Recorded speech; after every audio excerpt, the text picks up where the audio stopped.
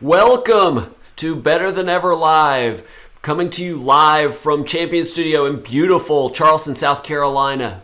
I hope wherever you are watching and wherever you're listening, I hope you're making today, as always, but making today your masterpiece. My name is Dr. David Geier, double board certified orthopedic surgeon, sports medicine specialist, and media medical expert. I help you feel and perform your best regardless of age, injuries, or medical conditions. Very, very excited to be here with you on this Tuesday, September 28th. I hope that you're having a wonderful start to your week. I hope you're getting outside and exercising if the weather is nice where you are, like it is here in Charleston. I hope you're eating well and sleeping well and everything to make you feel better than ever. I would love to hear your comments throughout the show. We have a ton of great topics to talk about. So whether you're watching on LinkedIn or YouTube or Facebook Live, leave your comments, or if you have some questions, I'll try to address those at the end. But I'd love to hear what you're thinking about these topics. Remember, this is not any of the stuff we're about to talk about. We're going to talk about some sleep. We're going to talk about exercise. We're going to talk about migraines. We're going to talk about depression. A lot of good stuff. None of this is medical advice. I have not seen you. I haven't examined you. You are not my patient, and I'm not your doctor. I'm not giving you medical advice. This is for information and educational purposes only. If you are listening to this after the fact or watching this after the fact and you want to watch it live, make sure to follow me on Facebook or connect with me on LinkedIn, or follow me on YouTube, youtube.com/Dr. David Geier. Click the bell and you'll be notified when I'm on live. Or if you want to get the podcast version so you can listen while you're driving to work, driving home from work, at the gym, what have you, there is an audio podcast that drops the following day, Better Than Ever Live, on iTunes and the Apple Podcast, Google Podcast, wherever you get your podcast. So definitely check that out. Like I say, a lot to get to. I'm very excited to be here. So definitely touch base with me if you have any thoughts on any of this. First of all, we're going to talk about depression. This is a big deal. I heard a sobering statistic the other day, and I haven't verified it, so I don't want to share, but it was what percentage of all medication prescriptions written by doctors in this country are antidepressants, and it was a huge number, and I'm skeptical because it was so high, and I meant to look it up. It didn't have a chance, but depression is a real problem in this country. There is just no two ways about it. Well, there is a new study in the British Journal of Psychiatry where a group of researchers took data from this huge database of women in the UK that had delivered babies in the 1990s. And about 5,000 of those women during their pregnancies were diagnosed with depression during their pregnancies or soon thereafter, so postpartum depression. But what made this study interesting is they looked at the kids of those moms that had depression either during or soon after pregnancy, and then compared them to the kids, the children of women that didn't have depression. And what they found is that the children of women that had depression during pregnancy were much more likely to also later be diagnosed with depression, and their depressive symptoms escalated much faster. So this becomes an issue of diagnosis. We need to recognize this in women as they're going through pregnancy, not just because it will help the women, but it'll help their kids.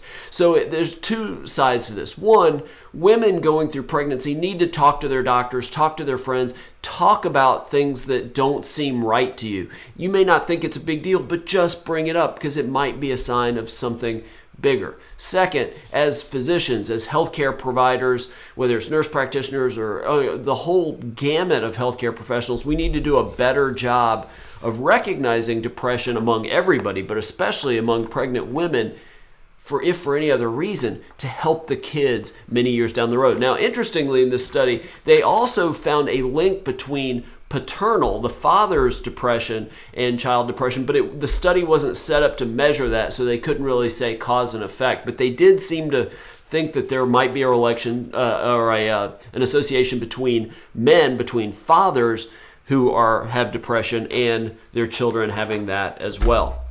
All right, complete pivot now. Let's talk about plant-based diets and athletic performance. And this is something that means a lot to me. I am not plant-based. I've never been vegetarian or vegan or any of those. I like eating meat. And now I eat what I think is a fairly healthy, well-balanced diet, but I have a lot of people close to me that are vegetarian or people I work with that are vegan and all that. And I think it's great. If I don't know if I could pull that off, at least for a long period of time, but if you can do it, great. But the question is, does it affect your ability to perform, whether it's sports or exercise or any kind of physical activity?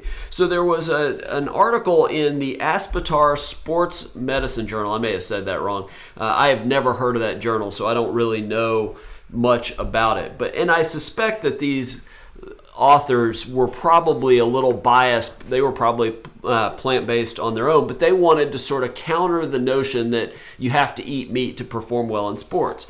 And what they're talking about is not vegan, where not only do people not consume any products from animals, but they also live a lifestyle where they're not wearing animal, like leather type of things. They don't want any exploitation of animals. That's not necessarily what we're talking about here. They're talking about a plant-based diet is based mostly or all on plants. Animal foods make up less than 10 to 20% of total energy consumption. So I guess in their definition, you do get a little bit. The first sort of myth that they want to knock down is this idea that if you eat a vegan or vegetarian or plant-based diet, you're not going to get enough protein. And I've heard that tons. Obviously, if you eat meat, you're going to get tons of protein. But you can get protein from a variety of plant-based sources. But what they emphasize is you have to eat a variety of foods. You can't just eat the same thing all the time, and you have to eat enough to meet your daily energy needs. So it can be done. You just have to, again, vary your diet and eat enough. Now, they do take on that myth, and I don't know if you have to, it's sort of a nutrition thing. A lot of people may not have heard this, but that some vegetables provide certain amino acids, others might provide other amino acids, and so you need to eat a combination to get the full spectrum of amino acids. They sort of knock that down, saying that if you eat a well-balanced plant-based diet, you're going to get the whole spectrum, all of the essential amino acids, so you don't have to worry about that. All right, a few others that may be a little trickier. Let's start with iron and zinc. Both of these you get tons of in meat, but you also get them in a plant-based diet. With iron, you get them in legumes, you get them in whole grains, legumes or beans, black-eyed peas, lentils, things like that. And that you do get iron, but the problem is that our bodies don't absorb iron very well from whole grains and legumes, so you have to eat a lot more of them. For iron, you need almost double the amount of iron in those plant-based foods compared to what meat eaters get. So women would need 32 milligrams a day instead of the recommended 18. Men would aim for 14. Zinc is the same way. It's not absorbed well from plant-based foods, so you would have to eat about 50% more. But in theory, you can get it. You just have to eat a lot more of it or consider supplementation. But there are some that are very hard to get through a plant-based diet. Vitamin B12, calcium, and vitamin D. Now, vitamin D, you can just go outside if you live somewhere sunny, and it's not dead of winter and there's very little sunlight. You can get vitamin D through sun exposure. That's one way to do it, but that doesn't work really well on a plant-based diet. Same with calcium, same with vitamin B12. So there, you may consider supplementation. But these authors argue you can do just fine from a strength training perspective, from a running perspective, from speed and everything else on a plant-based diet. And I generally would agree with that. If you can pull that off, plant-based diets can be extremely healthy, which is generally very good. So if you can make that work, see what works for your body in addition to what works for your ethics and every other reason you might consider to be to take on a plant-based diet. Okay, food choices and social media. I thought this was interesting for a couple of reasons, one of which I'm going to get to at the end, not a medical reason, but a behavioral science reason. But there was a study done at Aston University at their College of Health and Life Sciences. This was published in the journal. This is a real scientific journal. Appetite is the name of this journal. I thought that was funny. But what they did is really interesting. They took 169 people, showed them fake Instagram posts, wanting to see if the type of posts they were exposed to and how many likes those posts had gotten, if it influenced people's eating behavior. So what they did, 169 people, average age 21, but they ranged anywhere from 18 to 48. And they were shown these mock Instagram pictures of either fruits and vegetables or not healthy foods like cakes or just non-food images at all. And then afterwards, they were given access to grapes and cookies. And what they found out is, and maybe this will surprise you, maybe it won't, they found that the people that were exposed to the images of fruits and vegetables, but not just the fruits and vegetables, images of fruits and vegetables that had a high number of likes were far more likely to eat grapes after the little experiment. Now, the authors say that this is just evidence that we're influenced by other people. And if we see people liking, posts about healthy nutrition and healthy foods, we're more likely to do it ourselves. And their sort of take-home point from this is we all need to follow social media accounts that have highly liked, nutritionally balanced posts also containing healthier foods. I don't know, honestly, if people do, let me know in the comments, do you follow people that just do pictures of food or dietitians? Maybe you do on Instagram. I don't know. It seems like most of the people I know just follow their friends, and then some guys follow sports or crazy car crashes or stuff like that. And I don't know. Maybe people do follow nutritionists and dietitians on Instagram, but they say that if you follow ones that promote fruits and vegetables and healthy foods, and those are well-trafficked sites and get a lot of likes, it'll influence your behavior. I hope so. Maybe it would. I also, though, worry that this may not be a study proving what they think it proves. To me, this looks like they're proving what we call in behavioral sciences recency bias, or the availability bias, or availability heuristic. Basically, you're heavily influenced by things close around you or very near to you. Let me give you an example. If you ask people to rate the likelihood of being killed by a shark attack or being killed by asthma, people say the shark attack. Why? Because the stories on the news are so dramatic and frightening, and oh my God, I hope that's not me. God, I don't want to see a shark, let alone have one, chew me to bits. So we think sharks are more common. It's not even close. A good example of that would be more people die every year from vending machines than die from shark attacks. That's a true thing, or at least I've heard that statistic multiple times, including a podcast hosted by a University of Pennsylvania, a Wharton professor, so I'm pretty confident that's true. I always wondered how the vending machines kill people. I guess you shake it really hard to get the stuck food out and it falls on you. I don't know. You'd say, well, it's just from eating all the crap inside it, but I don't think that's what it is. I think it's actually the vending machine that kills you. But I wonder if this is an example of availability or recency bias. The people just saw pictures of healthy fruits and vegetables, so they grabbed the grapes. If you space that out over a lot longer of a period of time so they forget what they saw on Instagram, I wonder if you'd have the same results. I don't know. I'd have to see how that was set up, but I'm a little skeptical. Having said that, I have no doubt that we're heavily influenced by social media, and if we it's kind of like I think it was Jim Rohn that said this first. I know John Wooden has said it since then, before he passed. The UCLA coach, the make each day your masterpiece. That's a John Wooden quote. We're said to be the average of the 5 people that we spend the most time with. And if you spend time with 5 people that eat a bunch of unhealthy foods, you're going to start eating unhealthy foods. If your 5 closest friends or family members, whoever, are overweight, you're going to tend to be overweight. That's been shown over and over and over again. And I do think social media may have a role in the same way, that if all you see is people eating junk food and drinking beer and stuff like that, you may engage in activities that aren't as healthy. So try to surround yourself, expose yourself to healthier living. All right, some bad news for those of you that exercise to lose weight. You might not be burning as many calories in your workouts as you think. There's a study that was just published in the journal Current Biology. This is really interesting.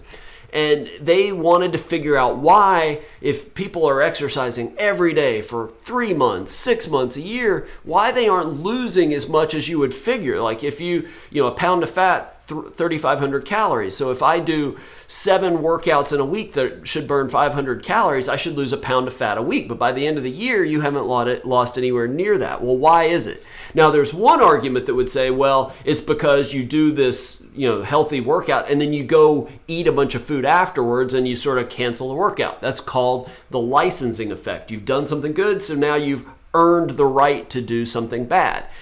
I think it's a good way to sort of start exercise, but I'd rather you not negate your workout by eating a bunch of junk food. So there's that, but that's not what these researchers wanted to find out. They wanted to see what actually happens to those calories you so-called burned. So they did a study, over 1,700 adults, looking at 2 key measurements. One, basal metabolic rate, basically the amount of calories you burn just by being alive, not physical activity or anything else. It's just your absolute low baseline. That's sort of set for you. Then how many calories you burned overall throughout the day, including your basal rate, but anything calories burned from standing and walking and your physical workout, all of that. They subtracted the basal metabolic rate from the total calories burned to get the amount of calories based on your activity throughout the day, including your exercise, but then figured out what that should be based on how much you burn during that workout. And what they found out, I know it's a long setup, but this is the key point, that only about 72% of the calories you burn during a workout are actually burned. Your body then compensates over the course of the day, sort of down regulates its metabolic rate to sort of compensate for it. So the example they give is if you do a workout that burns 100 calories. So let's say on Monday you do X activities from 6 a.m. to 10 p.m. then you sleep all night, but you do whatever your routine is. Tuesday, 6 a.m. to 10 p.m., you do exactly the same routine. Nothing different, except you do one workout that supposedly burns 100 calories. But then your total energy expenditure at the end of the day is only going to be 72 calories higher than the day before when you didn't do that workout. And it looks like our bodies compensate a little bit, and it turns down what we burn in other parts of the day. The researchers thought that it might be turning down our immune system. Maybe that's it, maybe it's not. Maybe it's just when you're sitting there, your system sort of slows down. Who knows where those calories go, but they're not being burned. Here's the really sort of discouraging part, is that if you have high levels of body fat, that compensation's even higher. You may lose 50% or more of the calories from your workout as compensation for your body. Now, I have said all along, I haven't said it on this show, but I tell my patients this. Weight loss is far more about what you eat and your diet and your nutrition than it is about exercise. Exercise is phenomenal for you as a keystone habit. If you read The Power of Habit, Charles Duhigg, keystone habits are the one habit that if you can adopt, it leads to all these other related habits. And for exercise, people that can start an exercise habit tend to eat better. They tend to not smoke. They tend to drink, in theory, drink less, but some we've talked about on prior shows, sometimes drink more. But they tend to have other healthier habits, sleeping better, taking better care of themselves, that kind of thing. And I would argue if you start exercise, you're going to start paying attention to what you eat. But if you want to lose weight, lose body fat, you got to work on the diet. Speaking of that, though, if you're going to use exercise to burn weight, what type of exercise should you do? When I started weightlifting back in high school, I was taught weightlifting is to get you big and strong. Cardio is where you're going to lose weight, lose fat. Is that really true? Well, there's a new study that was published in the journal Sports Medicine. They did a meta-analysis of 58 papers, basically bring all these papers together and sort of combine the results to come up with an overall sort of analysis of a particular topic. And so once they put these 58 studies together, over 3,000 people in the study that had their body fat measured by a body scan, not the little calipers that pinch you. So much more accurate way to look at lean body mass and body fat. And then all these people started a weight training program. They had not done weight training in the past. So they did weight training almost between 2.5 and 3 times a week for 45 to 60 minutes. And they did it for about 5 months. And on average, the people lost 1.4% of their total body fat, which was roughly about a pound of fat over the course of 5 months. So certainly good, no question. There's 2 points I want to make about this. One, weight loss, as I just said, is not just about exercise. Strength training, cardio, or otherwise, you have to modify your diet. And I would argue the benefits of cardio, may be good for weight loss too, but it's cardiovascular, cardiorespiratory fitness, the ability to climb stairs without getting out of breath, just being in overall better shape. I think cardio does play a key role. But second, if your goal is just to lose weight and lose body fat, just do some kind of exercise. Strength training seems to burn fat too. Strength training or cardio. If you like weights better than you like running, maybe you do that at first. You'll hear me say this over and over and over again over the course of this show. The best type of exercise is the type of exercise you'll actually do. And this says that if strength training is your thing, it can be good for burning fat. All right, let's do a few on sleep and lack of sleep, and we'll wrap this up. I had a medical assistant years ago, and she actually ended up retiring largely because of this, had just brutal migraines. And there's a study that was just published in Neurology, the journal of the American Academy of Neurology, looking at adults and children with migraines. What they were trying to figure out is the relationship between migraines and sleep. Do migraines cause problems with sleep, or do problems with sleep cause migraines? And what they found, and this study involved over 10,000 people. They did sleep questionnaires looking at their total time to sleep, trouble falling asleep, if they had to use sleep aids. They did overnight sleep labs to assess their brain waves while sleeping. And what they found, both adults and children with migraines had poorer quality sleep and less REM sleep. And REM sleep, rapid eye movement sleep, is where your brain's really active. You have the really vivid dreams. It's really important for learning and memory. And so both kids and adults tended to have worse REM sleep and just overall poorer quality of sleep. So if you have an issue with migraines and you're having an issue with sleep, work on with the neurologist dealing with the migraine problem. That by itself may help your sleep. Now, whether it's migraines or not, if you're not sleeping enough, you may have noticed, if you're doing this, that you struggle gaining weight. That's a known problem from people who don't get enough sleep. Well, why is that? Well, and I saw this all over the media last week. I mean, I bet I saw this in various places 20 times. There's a new study, the Journal of the Academy of Nutrition and Dietetics. They studied almost 20,000 adults. And what they found, this is just really simple. If you don't get enough sleep, you tend to snack more and gain weight. What they found is that people that don't meet their daily sleep requirements were more likely to eat a morning snack. They were more likely to eat more snacks throughout the day that had more calories and poorer quality foods, less nutritional value. The thing about sleep is, especially if you have insomnia where you have trouble falling asleep, our worst behaviors come out at night. That's when we eat things we shouldn't eat. That's when we watch things we shouldn't watch. That's when we drink things we shouldn't drink. It's all our bad behaviors come out at night. So if you go to bed at a normal time and on a regular basis, you're probably not going to do a lot of that snacking. Now here, when you're not getting that sleep, it wasn't just night snacking. It was morning and throughout the day. But definitely get enough sleep. It may help your weight gain. Well, how much sleep is that? There is a new study or a new publication put out by the National Sleep Foundation that looked at the amount of sleep people need in various phases of life. And I'm just going to go through this quickly. Some of it doesn't matter because there are not going to be people listening to this show. Newborns need 14 to 17 hours of sleep in a 24-hour period. That's crazy, but that seems about right.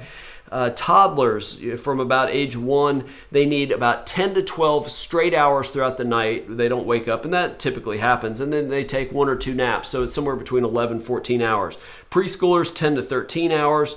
By 6 years old, no naps. They're sleeping 9 to 12 hours a night. Now let's get into what people care about. Teenagers, teenagers need 8 to 10 hours of sleep every night. And I don't know any teenagers that get those numbers, but that's what they need to get. What's interesting about teenagers is your circadian rhythm changes in adolescence to where you tend to stay up later and then want to sleep later. It changes. And that's not your kids just wanting to stay up and be on social media. That's their natural body rhythms. That's part of the argument for this idea of moving the start time of schools later. And there are studies, I think there was one in Colorado, they tested it, and the kids did better in school by starting an hour later. I mean, everything stayed the same. They just shifted it back an hour. So that is a thought. 8 to 10 hours for teenagers. Adults, anywhere from 7 to 9 hours, but adults are highly variable because personalities, medical issues, things like that. But 7 to 9 hours. And again, I think we're way under that generally as a society. And then senior citizens over the age of 65, 7 to 8 hours. Remember I talked about the teenagers and how their circadian rhythms shifted to where they were up later at night. Well, seniors, it shifts to where they wake up earlier. They go from being night owls to the morning lark. So that's something to think about. But like I said, tons and tons of people don't get enough sleep, and a whole lot of them make up for that through coffee. There was a study, or at least a statistic put out by the National Coffee Association. 70% of Americans drink coffee every week. I'm surprised it's that low. 62% drink it every day. Okay, so there's a new study from Zoma Sleep looking at the 15 let's say most caffeinated cities, the most coffee-loving cities. And what they did is they based it on the number of coffee shops per resident. So if a town had 5,000 residents for every coffee shop, that'd fit, and so if one had a coffee shop for every 3,000 residents, more caffeinated. All right, let's see if any of your cities are on there. The number one, if anybody is surprised by that, I'll be surprised, but we'll see. Number 15, Sacramento, California. There was a coffee shop for every 3,330 residents. Next, 14, San Diego.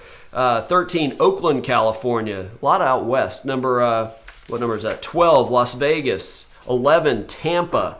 10, Atlanta, Georgia. 9, Anchorage, Alaska. That was surprising a little bit. 8, New Orleans. 7, Pittsburgh. 6, Miami. 5, Orlando. 4, Seattle. I actually thought that would be higher, sort of the home of coffee. Not so much, but fourth most caffeinated city in America.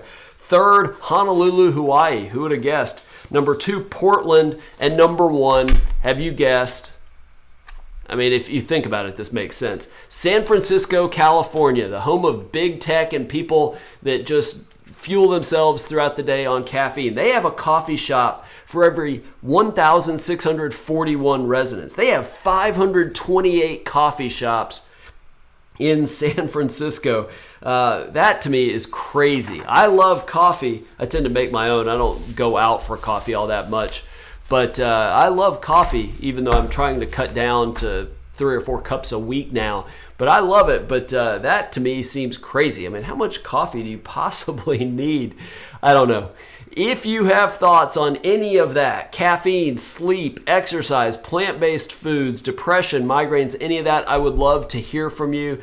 Leave them in the comments to the show. You can email them. I would love to hear anything that you have to say. If you want to hear this on a regular basis by podcast, go wherever you subscribe to your podcast, look for Better Than Ever Live, and you can listen anytime you want. It posts the next day, usually about mid-morning or so. If you want to watch live and ask questions and leave comments, follow me, youtube.com/Dr. David Geier. Ring the bell so that you're notified when I'm on live. Facebook, LinkedIn, also you can watch live. Thank you so much. I know we ran a little long today, but thank you so much for watching. And I will see you Thursday, and we're going to have a number of great topics as well. Look forward to it, and I'll see you then.